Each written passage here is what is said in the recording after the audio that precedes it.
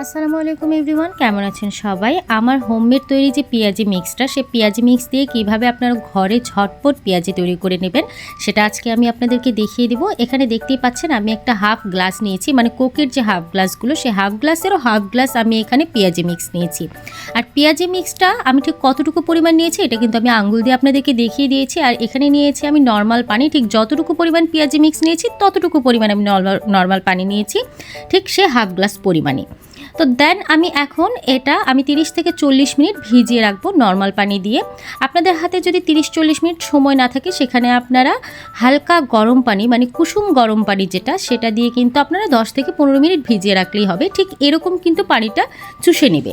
তো দেন এখন আমি এখানে একটা পেঁয়াজি তৈরি করতে যা যা লাগে, লবণ, হলুদ, গুঁড়া মরিচ, তারপরে আমি নিয়েছি সামান্য একটু গরম মশলা গুঁড়া, এগুলো দিয়ে আমি খুব ভালোভাবে এটা এখন মাখিয়ে নিব। পেঁয়াজ নিয়েছি, কাঁচামরিচ নিয়েছি, আর নিয়েছি আমি ধনিয়ার পাতা।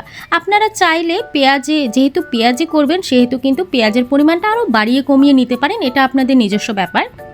দেন আমি এখানে নিয়েছি 2 চামচ পরিমাণে ময়দা। আর আপনারা চাইলে কিন্তু ময়দা না ইউজ করে বেসনটা ইউজ করতে পারেন, এটা আপনাদের যার যার ইচ্ছা।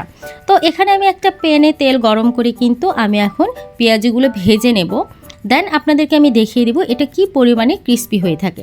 আপনারা অনেকেই আমার কাছ থেকে পেঁয়াজি মিক্সটা নিয়েছেন, অর্ডার করেছেন। দেন আপনাদেরকে কিন্তু আসলে এক এক করে কিভাবে তৈরি করবেন সেটা বলে দেওয়া খুব কঠিন, যার জন্য ভিডিওটা তৈরি করা। দেন দেখুন এটা এখন কিন্তু ঠান্ডা হওয়ার পর কি পরিমাণ ক্রিস্পি। এটা কিন্তু আপনারা ইফতারের ঠিক আধা ঘন্টা আগেও যদি আপনারা ভেজে রাখেন তাও কিন্তু ক্রিস্পি থাকবে। সো ভিউয়ার্স, যাই হোক, আপনাদেরকে আমি দেখিয়ে দিয়েছি সম্পূর্ণটা। আজকে এ পর্যন্তই। সবাই ভালো থাকবেন, সুস্থ থাকবেন। আল্লাহ হাফিজ।